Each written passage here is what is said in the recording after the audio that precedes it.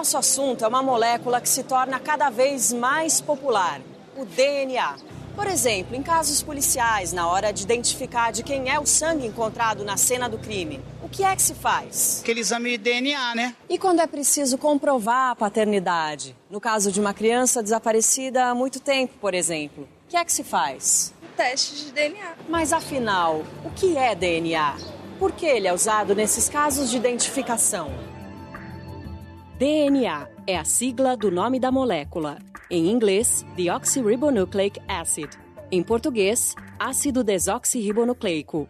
Todos os seres vivos do planeta, dos mais simples aos mais complexos, têm DNA no núcleo de todas as suas células. O DNA foi descoberto em 1869 pelo bioquímico alemão Friedrich Miescher. Ele queria determinar os componentes químicos do núcleo das células. 20 anos depois, outro alemão, Richard Altmann, aluno de Miescher, conseguiu isolar a nucleína com alto grau de pureza.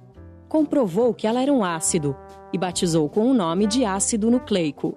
Você sabia que na composição química do DNA existia açúcar, que era uma pentose, um açúcar com 5 átomos de carbono, que existia fosfato e que existiam bases nitrogenadas.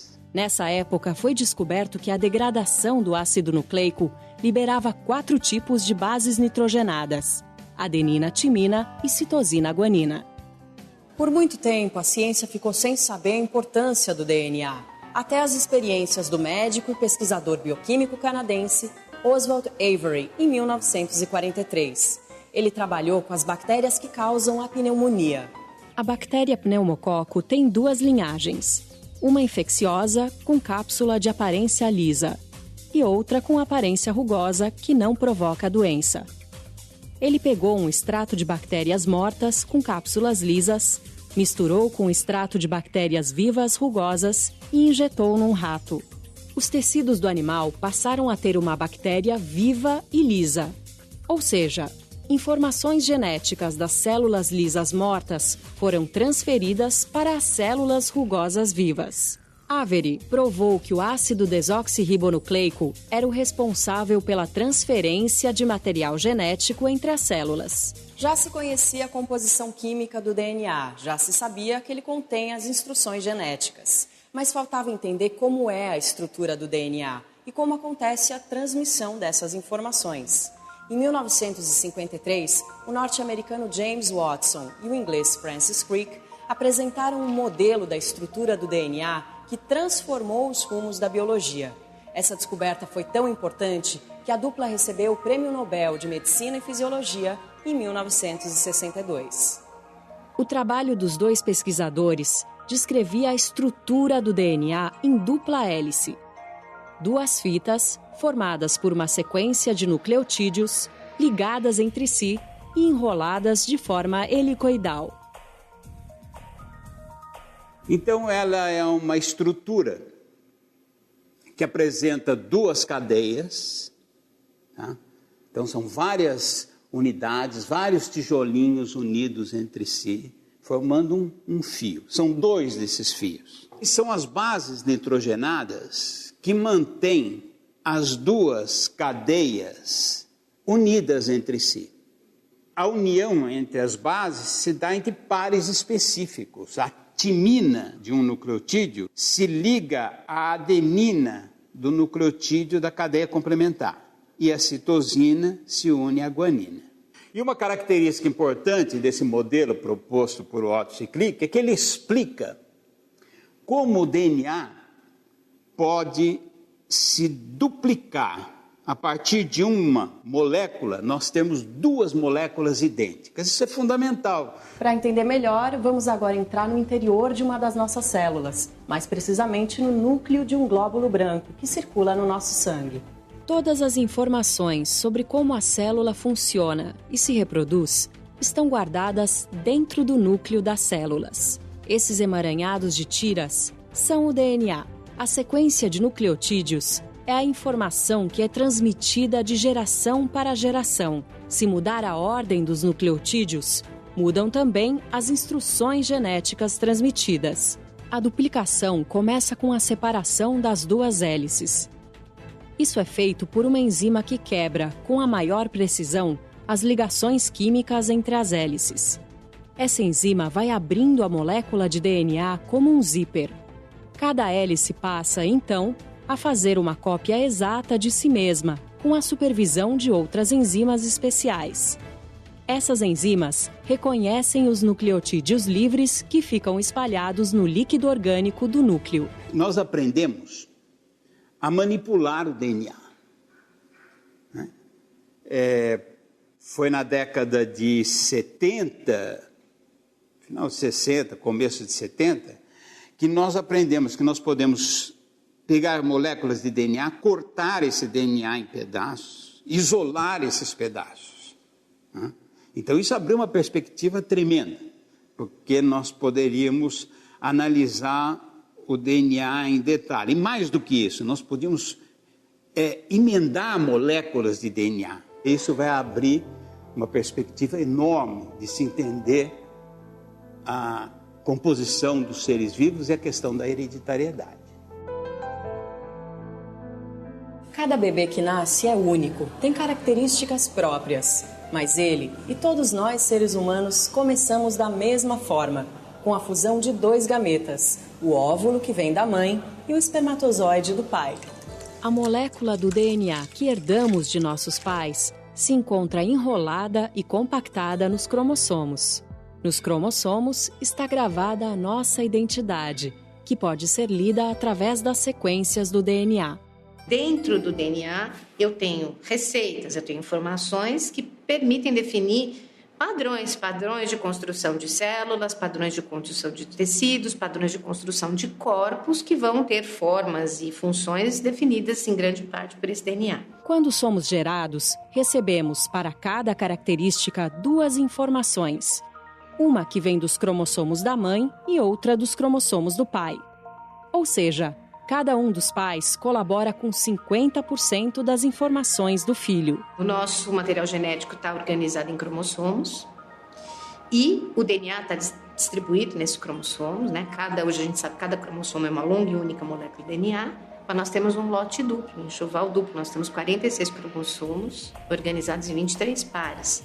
Cada par, um deles veio do nosso papai e o outro pai veio da nossa mamãe. Então isso quer dizer que as nossas receitas genéticas, então, estão duplicadas. Essa união dá origem a uma nova célula, com informações genéticas resultantes da combinação das informações dos pais. Quando a primeira célula embrionária iniciar seu processo de multiplicação através de divisões celulares, a informação contida nos genes será transmitida para todas as novas células formadas. Hoje, com todo o conhecimento que nós temos, nós deixamos de acreditar no determinismo genético. Falar se o indivíduo recebe um determinado conjunto de genes, ele vai ter essa ou essa característica. Ele recebe um conjunto de genes, aqueles genes é o que ele vai passar para a descendência, mas durante o seu desenvolvimento e na expressão desses genes, diversos fatores influenciam. Então hoje, uma grande área de trabalho na genética é compreender isso. Né? Como é que se dá essa relação entre o funcionamento dos genes e o ambiente, né? Tanto o ambiente físico geral, quanto o ambiente das células do indivíduo. As descobertas genéticas impulsionaram os avanços da ciência e da biotecnologia. Um dos projetos mais impactantes foi o genoma humano, que conseguiu mapear todo o nosso DNA. Os cientistas levaram 13 anos, de 1990 a 2003, para fazer o sequenciamento completo do genoma humano, composto por mais de 3 bilhões de bases nitrogenadas. O que trouxe o projeto Genoma Humano? Porque o nosso genoma inteiro é formado por adenina, timina, citosina e guanina. A, T, C, G, né? São letras. Né? E essas letras, elas estão dispostas ao longo de nosso genoma inteiro. Quando foi finalizado o projeto Genoma Humano e que a gente conheceu toda a sequência dessas letras, a gente começou a entender melhor que algumas sequências têm significado. São palavras, né? Não são sequências aleatórias. São palavras que codificam, que a gente chama de genes, que codificam proteínas específicas. O que a gente hoje mais faz é buscar palavras escritas de forma errada, que tem letras erradas, que a gente chama de mutação. À medida que o projeto Genoma Humano foi acontecendo, a tecnologia empregada na área se desenvolveu, criaram-se novas máquinas, novos insumos, barateando o custo. O genoma humano, que no início do projeto, ou durante o projeto, custou 3 bilhões de dólares para sequenciar um genoma, hoje se pode fazer por 10 mil dólares. É possível extrair o DNA do núcleo de células, inclusive de células humanas. Essa tecnologia tem muitas aplicações na pesquisa biomédica, nas investigações de doenças e distúrbios genéticos, mas também é muito usada na ciência forense, para a identificação dos mortos e dos vivos e para análise de cenas de crimes. A partir de um tubinho de sangue que a gente coleta, então, em qualquer laboratório de análises clínicas, a gente consegue fazer a extração de DNA. O nosso sangue é constituído tanto por células vermelhas como por células brancas. As nossas células vermelhas, elas não possuem núcleo e o DNA que a gente precisa extrair está no núcleo da célula. Então, o que a gente faz num primeiro momento do processo de extração de DNA? A gente tem que isolar as células brancas dessas células vermelhas.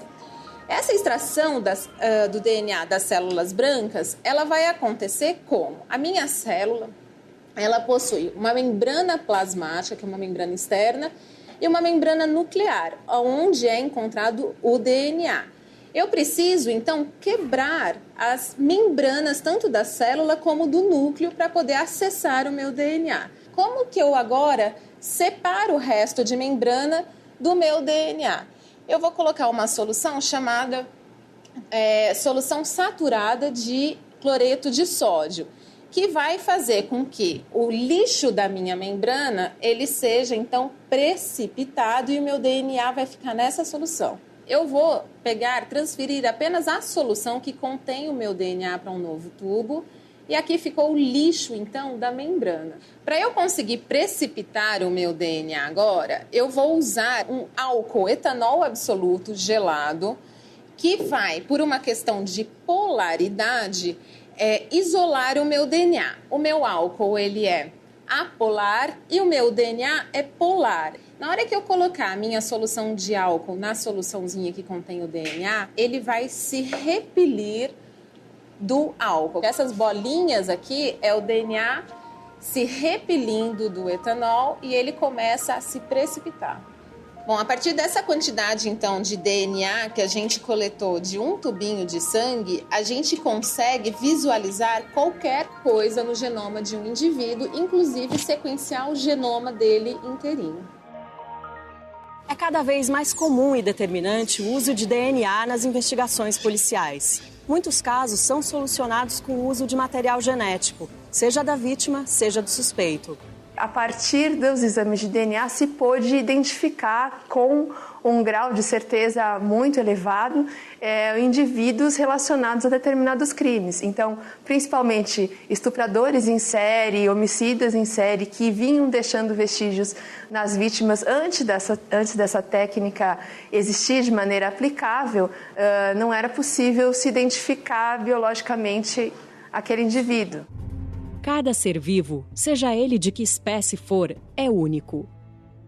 Uma combinação única do DNA herdado dos pais. A cada dia, a ciência descobre mais novidades sobre essa macromolécula, uma verdadeira máquina biológica. Um assunto realmente fascinante. Bons estudos!